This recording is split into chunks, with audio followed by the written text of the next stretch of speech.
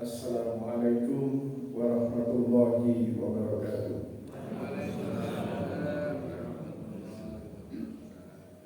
Innal hamdalillah nahmaduhu wa nasta'inuhu wa nastaghfiruh wa na'udzu billahi min shururi anfusina wa min sayyiati a'malina.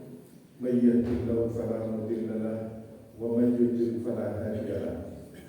Asyhadu an la ilaha illallah wahdahu la syarika lahu wa asyhadu anna Muhammadan abduhu wa rasuluh la nabiyya ba'dahu. Allahumma shalli ala Muhammad wa ala alihi wa sahbihi ajma'in. Amma ba'du.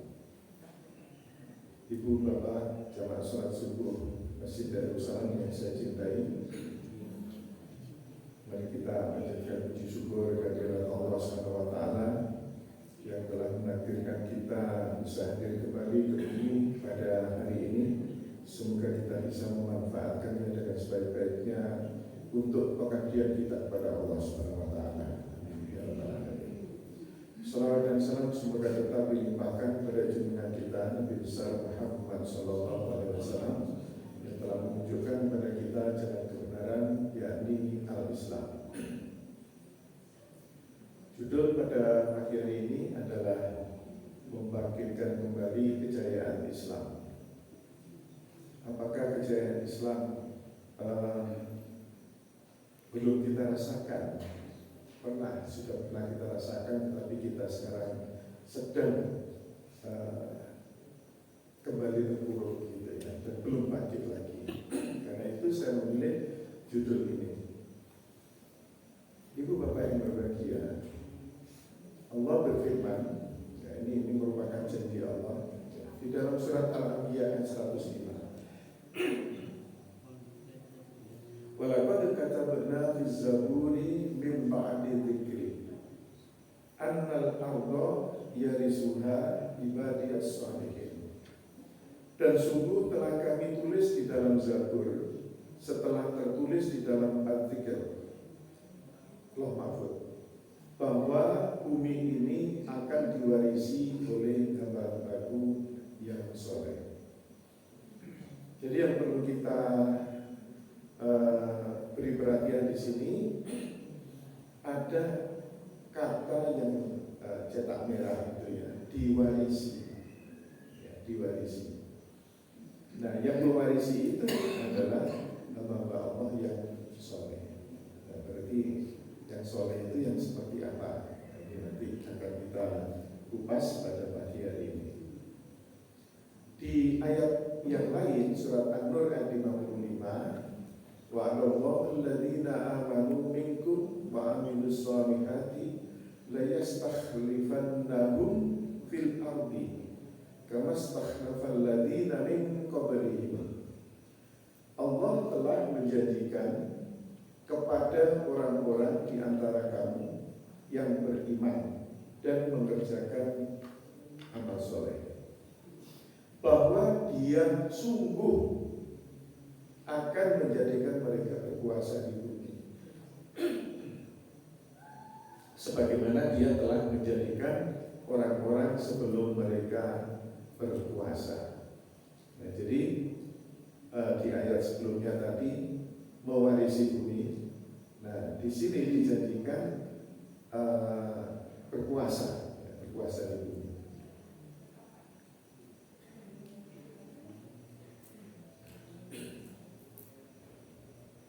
Jadi orang yang soleh itu akan mewarisi bumi, orang yang beriman dan beramal soleh akan berkuasa di bumi. Jadi dua ayat ini janji Allah. Nah, kita bisa mengukur apakah sekarang kita sedang mewarisi bumi atau sedang berkuasa di bumi. Kalau belum, ya berarti ini belum terpenuhi ya, syarat soleh ya. Beriman dan beramal soleh ini berarti belum terpenuhi. Nah, itu aja cara mengukurnya. Nah, sekarang kita perlu memahami istilah-istilah dulu, pengertiannya.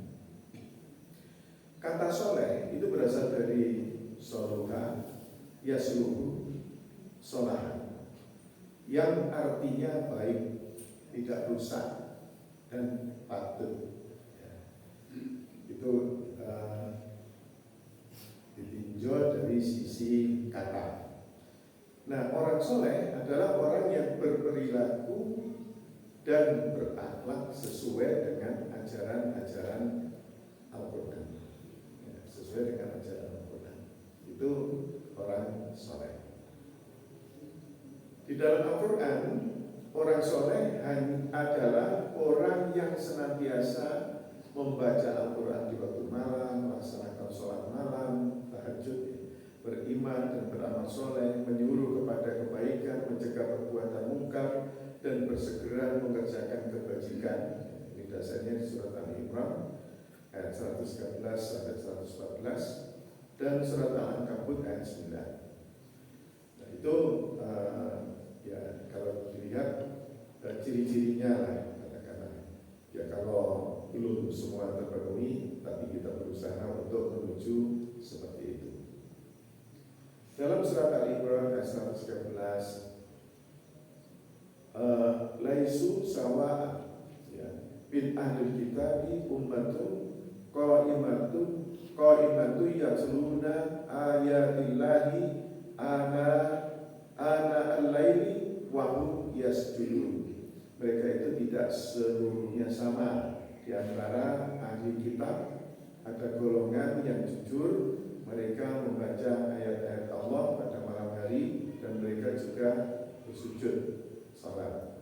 Ya, ini ayatnya dari sebelumnya tadi ya, yang kita ambil intinya tadi. Jadi antara lain ini. Dan beberapa ayat-ayat berikutnya itu tadi ya, yang isinya adalah seperti itu tadi.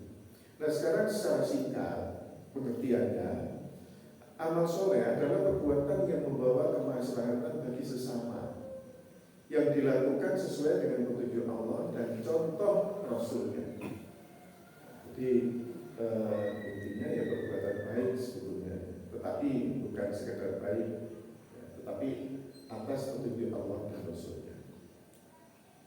Sedangkan amal yang tidak seperti itu disebut amal yang buruk. Amal yang buruk.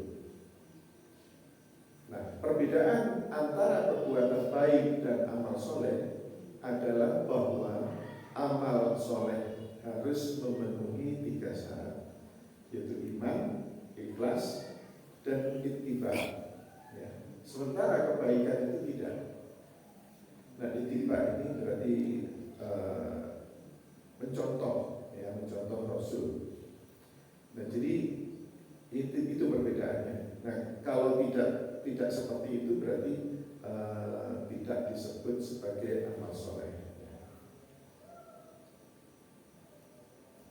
Iman dan amal soleh harus ada secara bersamaan karena kedua unsur itu saling melengkapi, ya, saling melengkapi iman dan amal soleh. Nah, jika orang beriman saja atau percaya saja, tetapi tidak beramal soleh, itu sama halnya mempercayai adanya agama, cuma itu, ya, cuma itu. Dia beriman, tapi amalannya nggak soleh. Nah sekarang bagi orang yang beriman itu beda amalannya.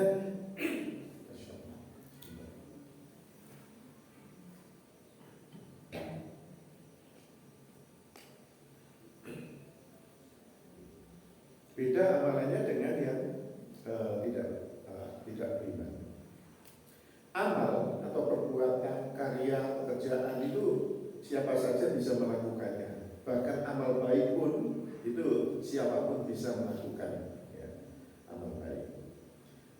Namun orang yang beriman itu berbeda, harus melakukan yang terbaik. Kalau ingin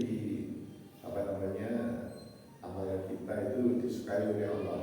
Jadi Allah itu lebih menyukai amalan yang bukan sekedar baik, tapi yang terbaik, ya, ahsan wa amalan. Kita bisa menyimaknya di dalam surat Al-Mulk ya. Alladzi khalaqas samawati alladzi khalaqal mauta wal hayata liyabluwakum ayyukum ahsanu amala wa huwal azizul ghafur. Yang menciptakan mati dan hidup untuk menguji kamu siapa di antara kamu yang terbaik amalnya, dan Dia Maha Perkasa, Maha Pengampun. Nah, di beberapa ayat yang lain juga senada ya, ahsanu amalan, amal yang terbaik itu yang dikuasai, disukai oleh Allah SWT. Sedangkan yang amal baik itu ya amalan yang ya sesuai standar lah, standar biasa. Artinya semua orang bisa melakukan, itu kategorinya baik. Tetapi kalau kita bisa melakukan yang lebih, ya, yang lebih sesuai dengan kemampuan yang kita miliki, nah itu yang terbaik.